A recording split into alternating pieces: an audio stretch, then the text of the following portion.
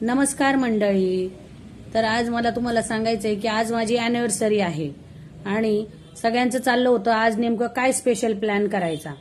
तर आम्ही बाहेर जाऊन जाऊन कंटाळलोय. आता बाहेर गेलो होतो त्यामुळे हॉटेलचं खाऊन कंटाळा आलाय, त्यामुळे आज घरीच काहीतरी बनवायचं ठरलं.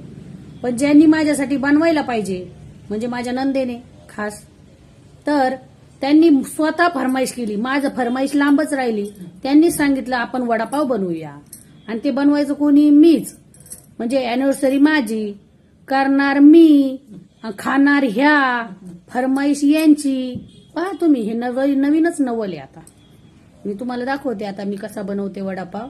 तुम्ही सांगा कसा वाटला तुम्हाला, आणि तुम्ही पण बनवून नक्की ट्राय करा. आणि बघा मंडळी, मी घरी येऊन वड्यांची तयारी केली आहे. अर्धी तयारी मम्मीने करून ठेवली होती आणि आता मी वडे बनवत आहे. आता ननंदबाई म्हणजे वंश त्या दुकानावर आहेत. आता नेमकं खायच्या वेळेला हजर होतील. हे पहा आता कसं मिटक्या मारत खात आहेत वडे, जे त्यांनी करायला पाहिजे होतं. पण काय, नुसतं ऑर्डर द्यायचं काम त्यांचं आहे. हे बघा, हे करा ते करा फरमाईश.